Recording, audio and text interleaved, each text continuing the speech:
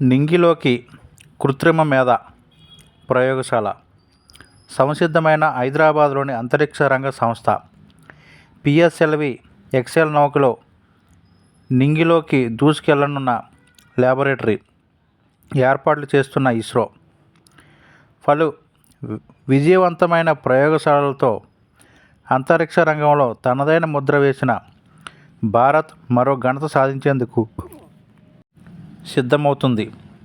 ఈ సాహసోపేత కార్యక్రమంలో హైదరాబాద్ కేంద్రంగా పనిచేస్తున్న అంతరిక్ష సంస్థ కీలక భాగస్వామిగా ఉండడం విశేషం. భారత్లో తయారు చేసిన కృత్రిమ మేధ ప్రయోగశాలను అంతరిక్షంలోకి ప్రయోగించనున్నారు. హైదరాబాద్ కేంద్రంగా పనిచేస్తున్న టెక్మీ టు స్పేస్ సంస్థ తయారు చేసిన మై ఆర్టిటార్ ఇన్ఫ్రాస్ట్రక్చర్ టెక్నాలజీ డెమోన్స్ట్రేటర్స్ ల్యాబ్ను నింగిలోకి పంపనున్నారు. పిఎస్ఎల్వి రాకెట్ ద్వారా ఈ కృత్రిమ మేధ ల్యాబ్ను ప్రయోగించనున్నారు. వాస్తవానికి ఇది ఉపగ్రహం అయినప్పటికీ పూర్తిస్థాయి పరిశోధనశాలగా చేయగల సత్తా దీని సొంతం. అందుకే అంతరిక్షంలో పనిచేస్తున్న భారత మొట్టమొదటి కృత్రిమ మేధ ల్యాబ్గా ఇది చరిత్ర సృష్టిస్తుంది. డిసెంబర్లో 4వ తేదీన ఆంధ్రప్రదేశ్లోని శ్రీహరికోటలో ఉన్న ప్రయోగ కేంద్రం నుంచి ఈ రాకెట్ను ప్రయోగిస్తారు. కక్షలో తిరుగుతూ ఎప్పటికప్పుడు డేటాను ప్రాసెసింగ్ చేయడం ద్వారా అంతరిక్ష పరిశోధనలో విప్లవాత్మకమైన మార్పు తెచ్చే ఉద్దేశంతో ఏఐ ల్యాబ్ను పంపనున్నారు. ప్రైవేట్ విదేశీ ఉపగ్రహాల ప్రయోగ బాధ్యతలను చూసుకునే భారత ప్రభుత్వ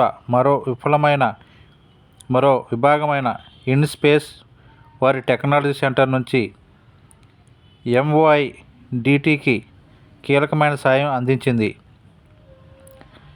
అహ్మదాబాద్ కేంద్రంగా పనిచేసే ఇన్స్పేస్ సంస్థ ఎంఓఐటిడి టెస్టింగ్ తదితర బాధ్యతలను చూసుకుంది. అత్యంత భారీ డేటాను ఎప్పటికప్పుడు ప్రాసెస్ చేసి భూమి మీదకు పంపడం ఉపగ్రహ కార్యక్రమాల్లో పెద్ద సవాల్తో కూడిన వ్యవహారం. ప్రస్తుతం ఏమైనా శాటిలైట్ గరిష్టంగా రోజుకు 1 పెటాబైట్ డేటాను మాత్రమే సంగ్రహించగలదు.